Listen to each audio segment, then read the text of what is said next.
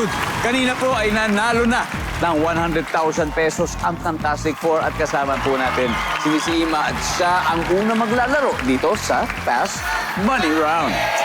Dahil kung papala rin po sila, makapag-uwi sila ng total cash prize of 200,000 pesos.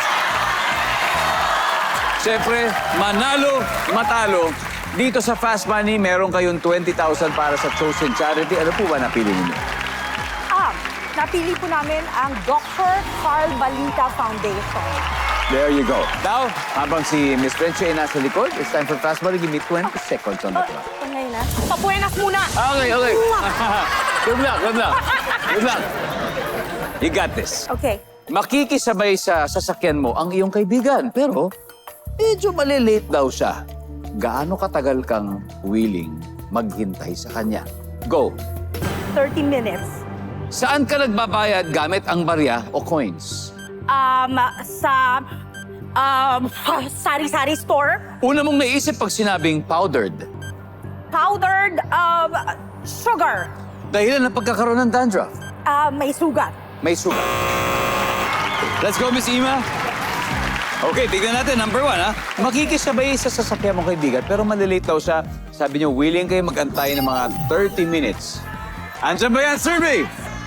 Meron. Good start. Okay. Saan ka nagbabayad gamit ng barya o coin? Sabi mo sa sari-sari store. Ang sabi ng survey. Nice one. Very good. Una mong naisip pag sinabing powdered sugar. Andiyan ba sugar? Yan. Dahilan ng pagkakaroon ng dandruff, sabi mo dahil may sugat. Ang scalp siguro. Survey? Wala po yan. Ito yung last hindi na natin abutan. Anong meron sa bahay nyo na nag-e-expire? Canned goods. Canned goods, yan. Balik po muna tayo. Okay. Miss Ima, let's welcome back Frenchie. Yay! Hello. Okay. How are you? Okay naman? Yes, super okay. Before we begin, you wanna say hello to anyone who's watching? Hello sa mga anak ko. Yan, wow. Sa asawa ko.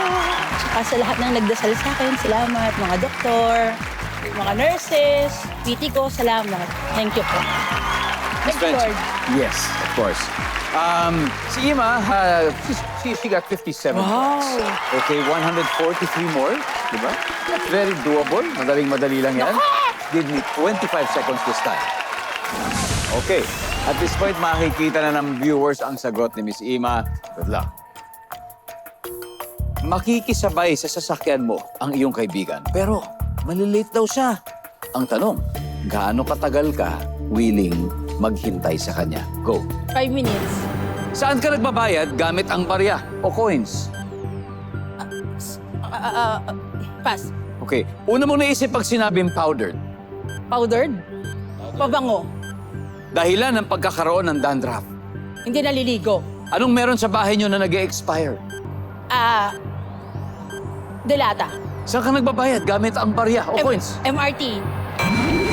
Let's go. Yes! Okay. Aha. Okay, dito muna tayo.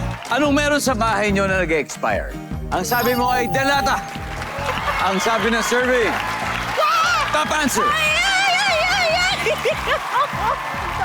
Top answer. Dahilan ng pagkakaroon ng dandruff kasi hindi naliligo. Ang sabi ng survey. Yan. Ay, sayang. Ang top answer ay hindi hiyang sa shampoo. Oh. Una mong naisip pag sinabing powdered, sabi mo ay pabango. Ang sabi ng survey sa pabango ay wala. Ang top answer ay milk.